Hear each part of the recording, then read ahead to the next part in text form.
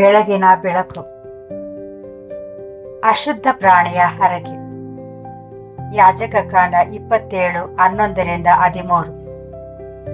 ಯಾಜಕ ಕಾಂಡ 27ರಲ್ಲಿ ನಾವು ಇನ್ನೊಂದು ರೀತಿಯ ಹರಕೆಯನ್ನು ನೋಡುತ್ತೇವೆ. ಅದು ಅಶುದ್ಧ ಎಂದು ಕರೆಯಲ್ಪಡುವ ಪ್ರಾಣಿಗೆ ಸಂಬಂಧಿಸಿದ್ದು. ಅಂದರೆ ಆ ಪ್ರಾಣಿಯನ್ನು ಪವಿತ್ರ ಯಜ್ಞವಾಗಿ ಬಲಿಪೀಠದ ಮೇಲೆ ಅರ್ಪಿಸುವಂತಿರಲಿಲ್ಲ. ನಿಯಮದ ಪ್ರಕಾರ ಒಬ್ಬ ವ್ಯಕ್ತಿಯು ಇಂಥ ಪ್ರಾಣಿಗೆ ಬಗ್ಗೆ ಹರಕೆ ಹೊತ್ತರೆ ಆ ಪ್ರಾಣಿಯನ್ನು ಯಾಜಕನ ಬಳಿಗೆ ತರಬೇಕಿತ್ತು. ಯಾಜಕನು ಅದನ್ನು ಪರೀಕ್ಷಿಸಿ ಅದರ ಮೌಲ್ಯವನ್ನು ನಿರ್ಧರಿಸುತ್ತಿದ್ದನು. ಆ ಬೆಲೆಯು ಹೆಚ್ಚಿರಲಿ ಅಥವಾ ಕಡಿಮೆ ಇರಲಿ, ಯಾಜಕನು ನಿಗದಿಪಡಿಸಿದ್ದೇ ಅಂತಿಮ ಮೌಲ್ಯವಾಗುತ್ತಿತ್ತು. ಒಂದು ವೇಳೆ ಆ ವ್ಯಕ್ತಿಯು ಆ ಪ್ರಾಣಿಯನ್ನು ಬಿಡಿಸಿಕೊಳ್ಳಲು ಅಥವಾ ವಿಮೋಚಿಸಲು ಬಯಸಿದರೆ, ಯಾಜಕನು ನಿಗದಿಪಡಿಸಿದ ಬೆಲೆಯ ಜೊತೆಗೆ 1/5 ಶೇಕಡ 20 ಹೆಚ್ಚಿನ ಹಣವನ್ನು ನೀಡಬೇಕಾಗಿತ್ತು. ಸರಳವಾಗಿ ಹೇಳುವುದಾದರೆ, ದೇವರಿಗೆ ಸಮರ್ಪಿಸಿದ ವಿಷಯವನ್ನು ಅಸಡ್ಡೆಯಿಂದ ಕಾಣಬಾರದು ಎಂದು ದೇವರು ಕಲಿಸುತ್ತಿದ್ದನು. ಒಮ್ಮೆ ಒಂದು ವಿಷಯದ ಬಗ್ಗೆ ಹರಕೆ ಹೊತ್ತರೆ ಅದು ಗಂಭೀರವಾದದ್ದು ಮತ್ತು ಅದರ ವಿಮೋಚನೆಗೆ ಹೆಚ್ಚಿನ ಬೆಲೆ ತೆರಬೇಕಾಗುತ್ತದೆ. ಯಾಜಕ ಕಾಂಡ 27:11-13. ಈ ನಿಯಮವು ಕೇವಲ ಪ್ರಾಣಿಗಳಿಗೆ ಮಾತ್ರ ಸೀಮಿತವಲ್ಲ. ತನಗೆ ಸೇರಿದ ವಸ್ತುಗಳ ಬಗ್ಗೆ ದೇವರು ಹೇಗೆ ನೋಡುತ್ತಾನೆ ಮತ್ತು ತನಗೆ ಸೇರಿದ ವಸ್ತುಗಳು ಅಶುದ್ಧವಾದಾಗ ಅವುಗಳನ್ನು ಮರಳಿ ಪಡೆಯುವುದು ಎಷ್ಟು ದುಬಾರಿಯಾದದ್ದು ಎಂಬ ಆತ್ಮಿಕ ಪಾಠವನ್ನು ಇದು ಕಲಿಸುತ್ತದೆ. ಆರಂಭದಿಂದಲೂ ಮಾನವ ಕುಲವು ದೇವರಿಗೆ ಸೇರಿದ್ದಾಗಿ ಸೃಷ್ಟಿಸಲ್ಪಟ್ಟಿತ್ತು. ಆದಾಮನು ದೇವರಿಗೆ ವಿಧೇಯನಾಗಿರಲು, ಭೂಮಿಯ ಮೇಲೆ ಆತನ ಆಳ್ವಿಕೆಯನ್ನು ಪ್ರತಿನಿಧಿಸಲು ಮತ್ತು ಆತನ ಉದ್ದೇಶಕ್ಕಾಗಿ ಬದುಕಲು ನಿರ್ಮಿಸಲ್ಪಟ್ಟಿದ್ದನ್ನು ದೇವರು ಮನುಷ್ಯನಿಗೆ ಆಧಿಪತ್ಯ ಮತ್ತು ಜವಾಬ್ದಾರಿಯನ್ನು ನೀಡಿದನು. ಆದಿಕಾಂಡ 1:26-28. ಈ ಅರ್ಥದಲ್ಲಿ ಆದಾಮನ ಸಮರ್ಪಣೆ ಕೇವಲ ವೈಯಕ್ತಿಕವಾಗಿರಲಿಲ್ಲ. ಇಡೀ ಮಾನವ ಕುಟುಂಬವು ಆದಾಮನಲ್ಲಿತ್ತು ಮತ್ತು ಆತನ ಕರೆಯು ನಮ್ಮೆಲ್ಲರನ್ನು ಸ್ಪರ್ಶಿಸಿತು. ವೇದವು ಈ ರೀತಿಯ ಸಂಬಂಧವನ್ನು ಇನ್ನೊಂದು ಉದಾಹರಣೆಯ ಮೂಲಕ ತೋರಿಸುತ್ತದೆ. ಅಬ್ರಹಾಮನು ಮೆಲ್ಕಿಸೆದೆಕನಿಗೆ ದಶಮಾಂಶವನ್ನು ನೀಡಿದನು ಮತ್ತು ಅಬ್ರಹಾಮನ ವಂಶಾವಳಿಯಲ್ಲಿದ್ದ ಲೇವಿಯು ಅಬ್ರಹಾಮನ ಮೂಲಕ ಅದರಲ್ಲಿ ಪಾಲ್ಗೊಂಡಿದ್ದಾನೆ ಎಂದು ಎಣಿಸಲ್ಪಟ್ಟನು. ಇಬ್ರಿಯರಿಗೆ 7:9-10. ಅದೇ ರೀತಿ ಆದಾಮನು ಪತನ ಹೊಂದಿದಾಗ ನಾವು ಆತನಲ್ಲಿ ಪತನ ಹೊಂದಿದೆವು. ಆದಾಮನು ಅವಿಧೇಯನಾದಾಗ ಮಾನವ ಕುಲವೇ ಅವಿಧೇಯವಾಯಿತು. ಪಾಪವು ಎಲ್ಲರಿಗೂ ಹರಡಿತು. ರೋಮಾಪುರದವರಿಗೆ 5:12. ಆದ್ದರಿಂದ ದೇವರಿಗೆ ಸಮರ್ಪಿತವಾಗಬೇಕಿದ್ದ ಮಾನವ ಕುಲವು ಅಶುದ್ಧವಾಯಿತು ಮತ್ತು ನಮ್ಮ ಸ್ವಂತ ಸ್ವಭಾವದಿಂದ ದೇವರಿಗೆ ಶುದ್ಧವಾದ ಅರ್ಪಣೆಯನ್ನು ಸಲ್ಲಿಸಲು ಅಶಕ್ತವಾಯಿತು ಎಂದು ನಾವು ಹೇಳಬಹುದು. ದೇವರನ್ನು ಮರೆತು ಬದುಕುವ ಮನುಷ್ಯರು ಏನಾಗುತ್ತಾರೆ ಎಂಬುದನ್ನು ವಿವರಿಸಲು ಸತ್ಯವೇದವು ಕಠಿಣ ಪದಗಳನ್ನು ಬಳಸುತ್ತದೆ. ವಿವೇಚನೆ ಇಲ್ಲದ ಮನುಷ್ಯನು ಮೃಗಗಳಂತೆ ಆಗುತ್ತಾನೆ ಎಂದು ಅದು ಹೇಳುತ್ತದೆ. ಕೀರ್ತನೆ 49:12-20. ನಾವು ಎಷ್ಟು ದುರ್ಬಲರು ಮತ್ತು ಕೇವಲ ಲೌಕಿಕ ಆಲೋಚನೆಗಳಿಂದ ಎಷ್ಟು ಸುಲಭವಾಗಿ ಬದುಕುತ್ತೇವೆ ಎಂಬುದನ್ನು ದೇವರು ನಮಗೆ ತೋರಿಸಿಕೊಡುತ್ತಾನೆ ಎಂದು ಪ್ರಸಂಗಿ 3:18 ಹೇಳುತ್ತದೆ. ಇದರ ಅರ್ಥ ಮನುಷ್ಯರು ಅಕ್ಷರಶಃ ಪ್ರಾಣಿಗಳು ಎಂದಲ್ಲ, ಆದರೆ ಪತನ ಹೊಂದಿದ ಮನಸ್ಸು ಹೇಗೆ ಹಸಿವು, ಅಹಂಕಾರ, ಕೋಪ, ಲೌಕಿಕ ಇಚ್ಛೆ ಮತ್ತು ಸ್ವಾರ್ಥದಿಂದ ಆಳಲ್ಪಡುತ್ತದೆ ಎಂಬುದನ್ನು ಇದು ತೋರಿಸುತ್ತದೆ. ಒಬ್ಬ ವ್ಯಕ್ತಿಯು ಕೇವಲ ಶರೀರದ ಆಸೆಗಳಿಗಾಗಿ ಬದುಕಿದಾಗ ಅದು ದೇವ ಭಯಕ್ಕಿಂತ ಹೆಚ್ಚಾಗಿ ಪ್ರಾಣಿ ಸಹಜ ಪ್ರವೃತ್ತಿಯಿಂದ ಬದುಕಿದಂತಾಗುತ್ತದೆ. ಆ ನೈತಿಕ ಅರ್ಥದಲ್ಲಿ ಪತನ ಹೊಂದಿದ ಮಾನವ ಕುಲವು ಅಶುದ್ಧವಾಯಿತು. ಅದು ಬಲಿಪೀಠಕ್ಕೆ ಯೋಗ್ಯವಾಗಿರಲಿಲ್ಲ ಮತ್ತು ಯೆಹೋವನ ಮುಂದೆ ಪವಿತ್ರ ಅರ್ಪಣೆಯಾಗಿ ನಿಲ್ಲಲು ಶಕ್ತವಾಗಿರಲಿಲ್ಲ.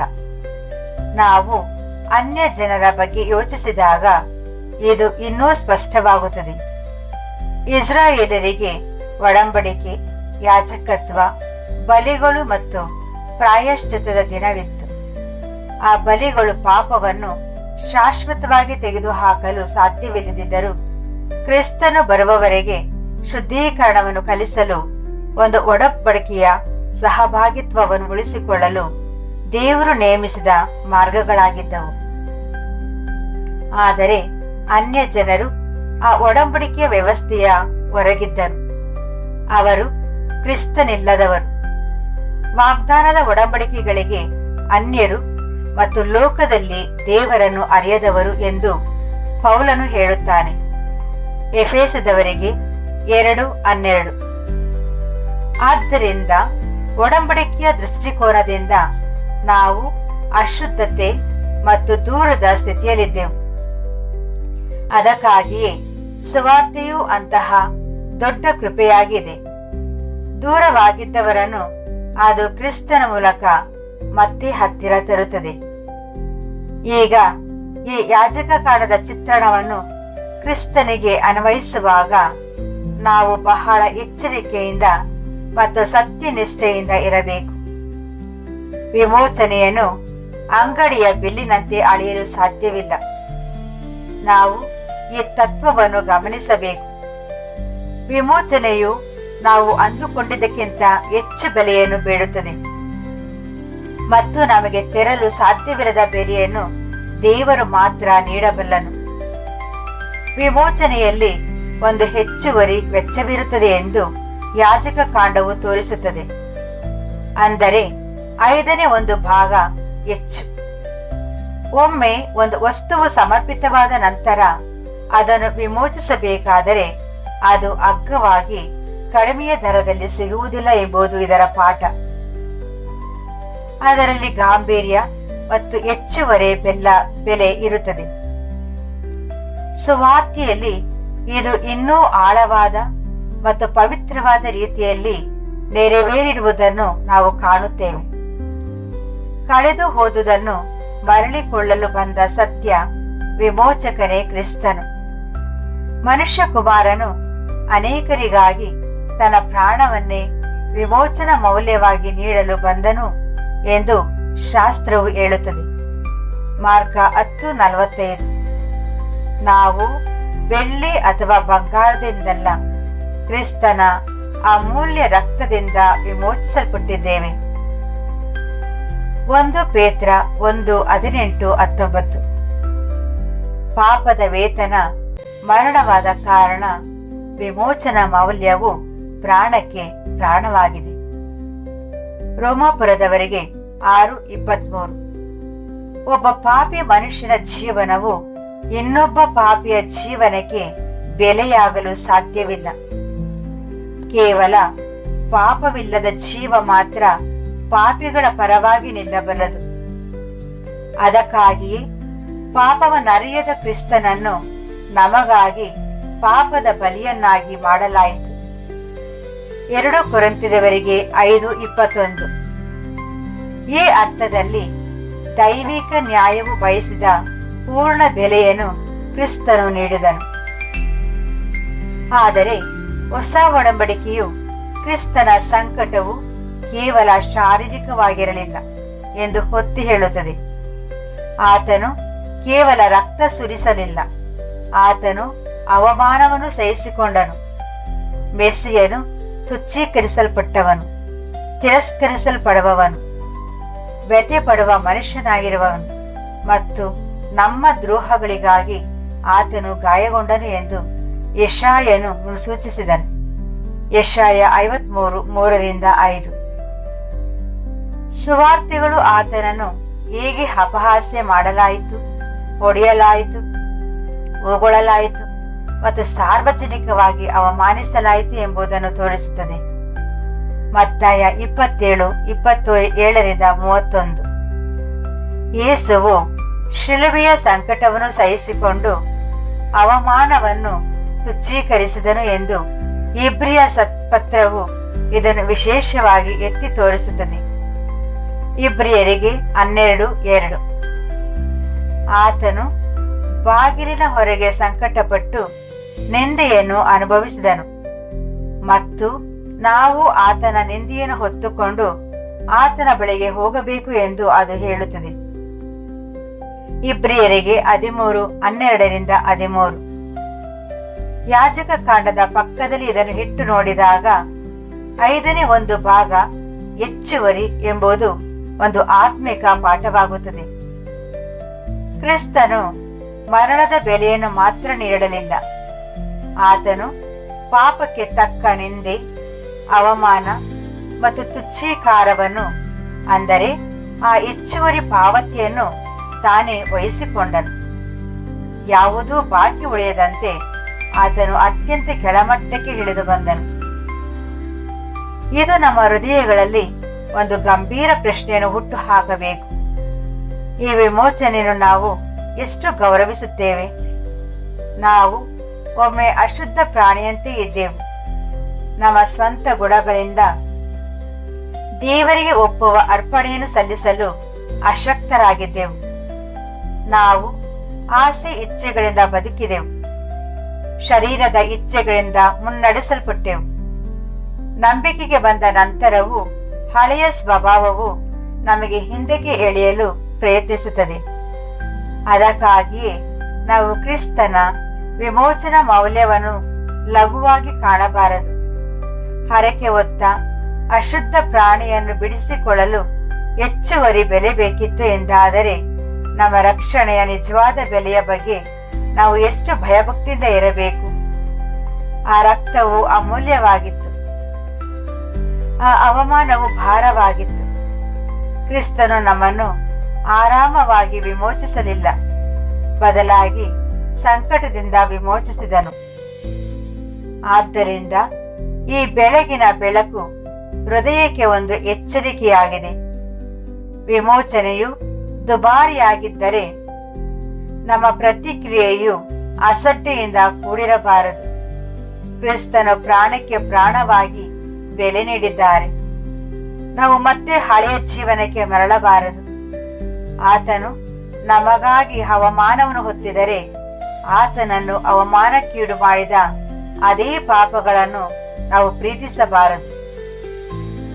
ನಾವು ಪಾಪದೊಂದಿಗೆ ರಾಜಿ ಮಾಡಿಕೊಂಡಾಗ, ಪಾಪವನ್ನು ಸಮರ್ಥಿಸಿಕೊಂಡಾಗ ಅಥವಾ ಪಶ್ಚಾತ್ತಾಪವಿಲ್ಲದೆ ಪದೇ ಪದೇ ಪಾಪಕ್ಕೆ ಮರಳಿದಾಗ ಅದು ಕ್ರಿಸ್ತನು ನೀಡಿದ ಬೆಲೆಯನ್ನು ತುಚ್ಛೀಕರಿಸದಂತಾಗುತ್ತದೆ.